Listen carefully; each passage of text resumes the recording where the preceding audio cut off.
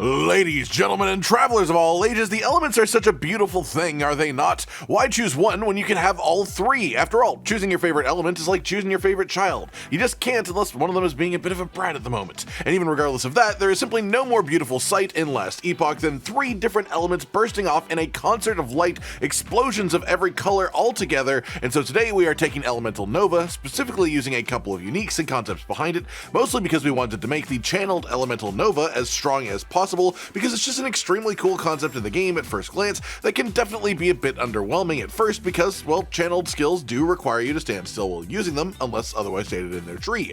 But we did make this work properly, and honestly, it's awesome. It's not going to be competing with Frostclaw builds for the highest corruption of Runemaster or for speed or anything like that, but in pitch perfect gear it could absolutely handle around 400 to 500 corruption, and in just reasonable gear it does well in empowered monoliths in general. Current footage around 160 corruption, and it does so by having you just post up on the spot and essentially become a multi-powered turret firing off screen-wiping blasts wherever you aim your cursor on the screen, and also sometimes off-screen because the size of the AoE of the actual explosions can make it have quite a bit of a radius too. It's also worth noting I did struggle a bit gathering gear for this one, so while I do have all of the uniques, both my damage and survivability in this footage would get notably better with better stats, simple as that. And the biggest difference better gear would have for me is better single target damage too, as that is currently a weak spot of the build.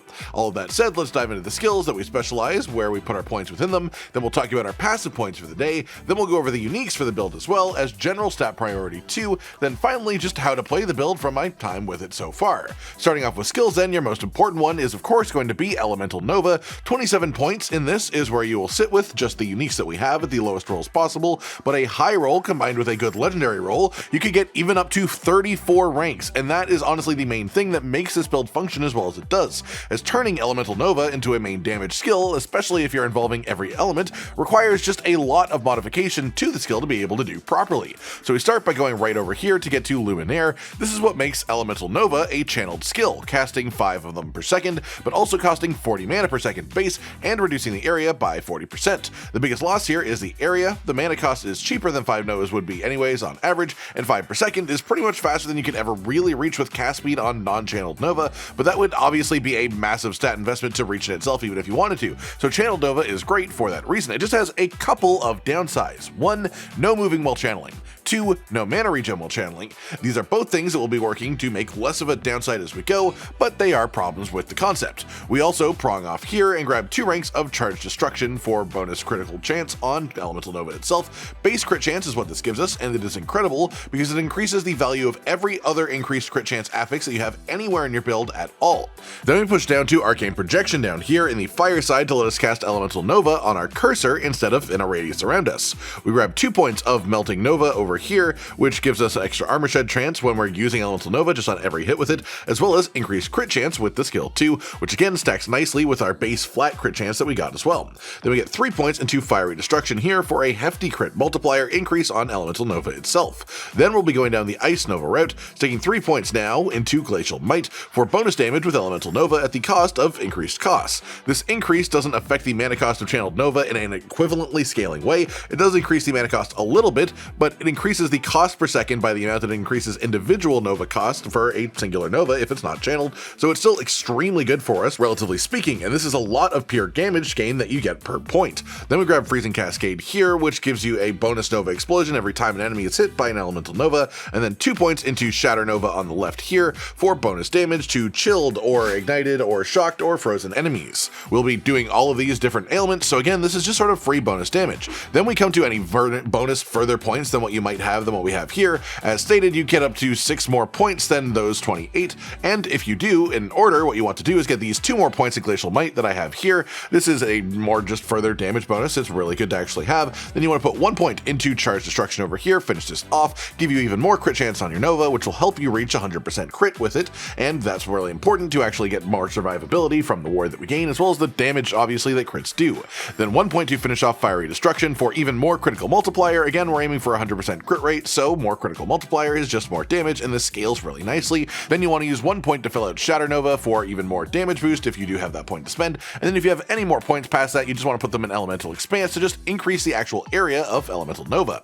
Then our second most important skill within this build is actually going to be Runebolt, surprisingly enough. And one of our main concerns for Elemental Nova is that it has no mana regeneration while you're casting, and part of the reality of that situation is that you will just run out of mana eventually. How we make that less of an issue is by building ourselves a manual use skill that gives us mana back quickly to use in between channels. To that end, Arcane Overcharge over here gives Runebolt a chance at bonus projectiles when cast. Runic Evocation makes them auto-target enemies. Supercharged Bolt, if you have full ranks of Arcane Overcharge, will make the bonus projectiles actually become guaranteed. Then 3 ranks in Attuned Recovery down here to give you an effect per hit with Runebolt, and the important one here for us is 6 mana gain with Cold Bolt, because next we go up to the top left section and we grab Ice Shard to change the Firebolt into a Cold Bolt, then we take Frost Spikes to change the Lightning Bolt into a Cold Bolt, so that all of the Rune Bolts are now Cold Bolts, so the skill is just full cold now, which will also help us in a moment in other ways. You then want to grab Efficient Experiment as well down here, which gives you a chance to double cast Runebolt for 5 glyph of chaos that you have in your inventory.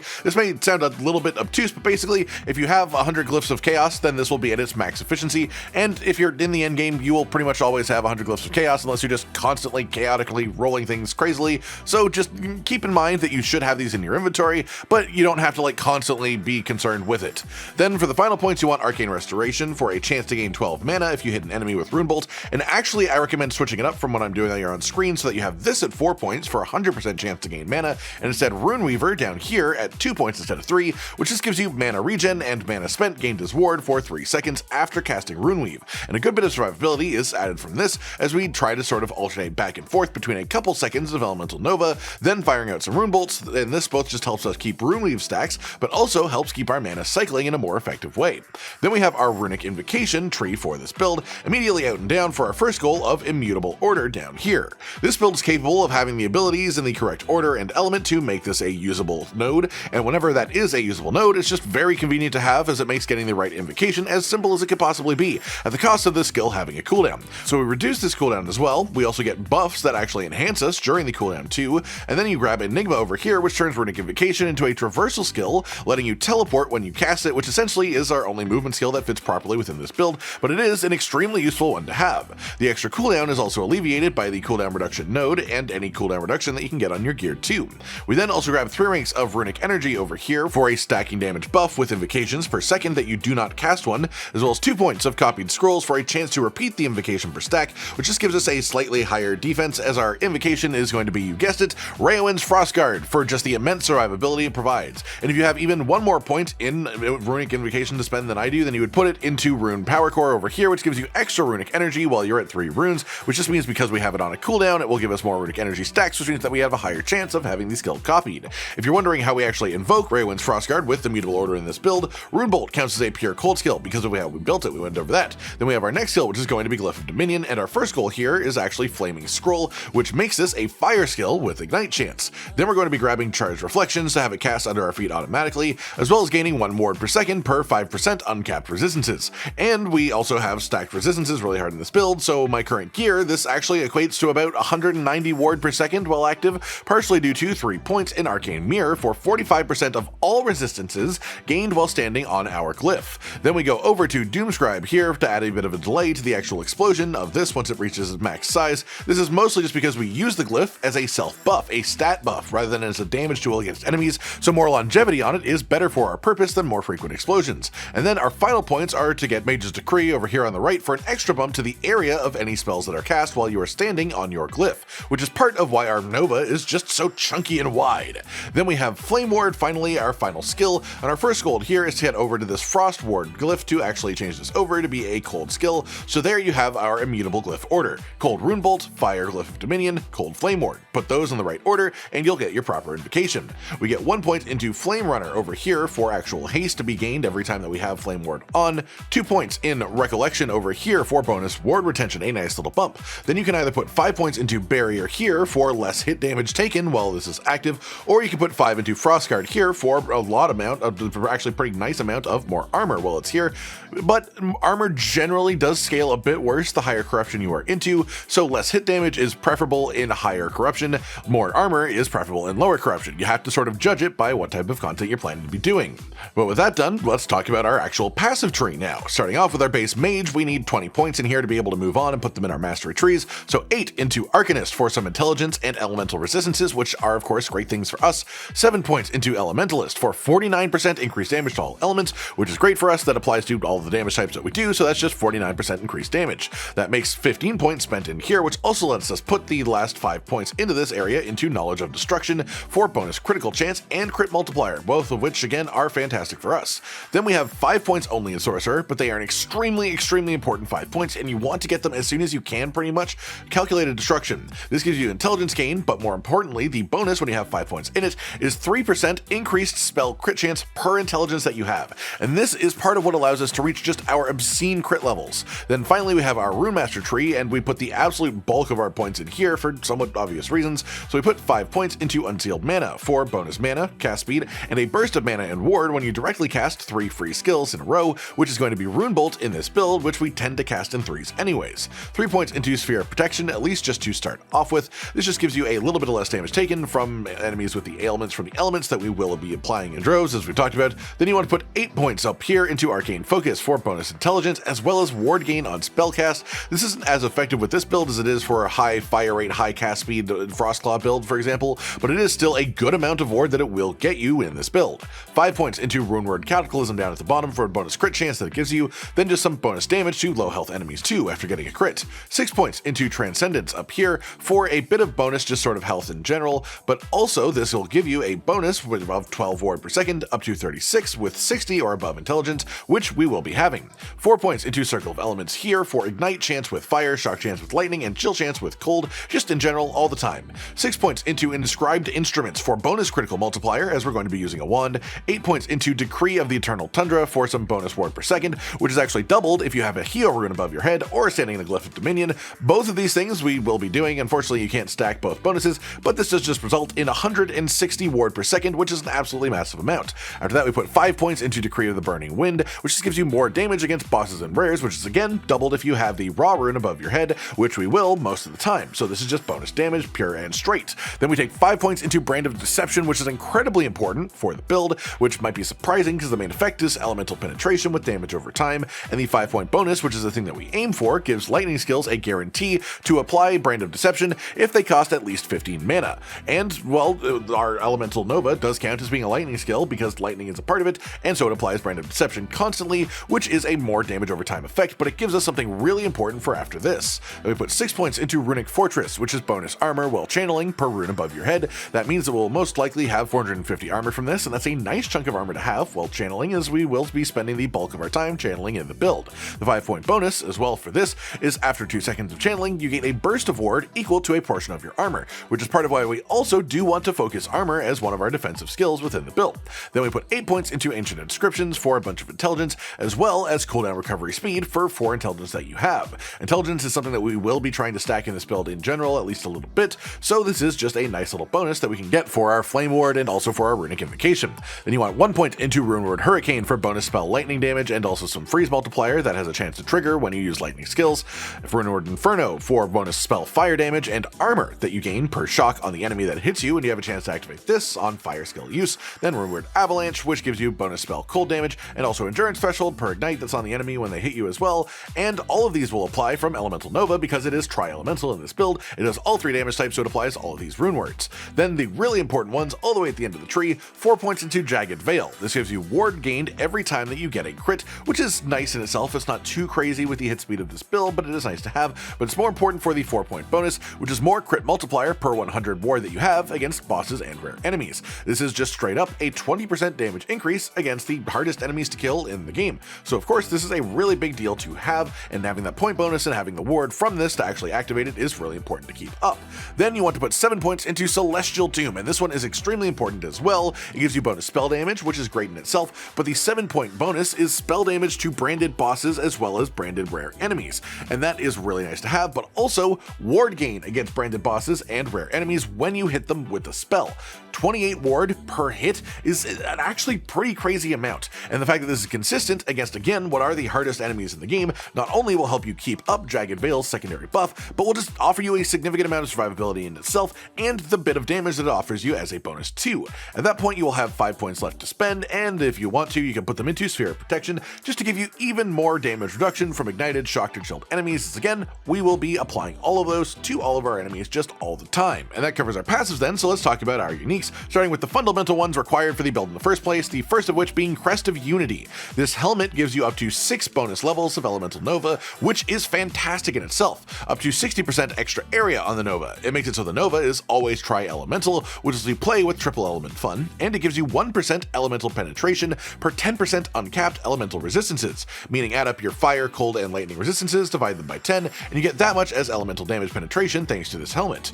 This is massive for our damage, and so we stack our elemental resistances as much as we can. This is the main thing that you can easily improve this with better gear than what I have, is you can just get a bunch more bonus resistances from just better rolled gear that stack this up way higher, either with better exalteds or even better legendaries. And you also get up to 18% less damage taken from ignited, shocked, or chilled enemies, which again, we will be doing constantly. Then we also use Unstable Core, of course. The first part of this will have no effect on us, as it doesn't really apply for channeled Elemental Nova, it doesn't really help. Up to 150% increased elemental damage though, which is fantastic for us, a pile of bonus maximum mana, and then specifically +1 rank to lightning, fire, and cold skills, which is notably different from +1 to elemental skills, specifically because for a skill with all 3 tags, such as our Tri-Elemental Nova or even Runic Invocation, they get 3 bonus levels, which is perfect for us. Everything past this isn't required to use the build in the first place, but it does significantly increase its power. First are the Frostbite Shackles. These give you Frostbite application chance and duration, freeze rate multiplier, ward gain on freeze, and then quite importantly for our survival, but in a very synergistic way,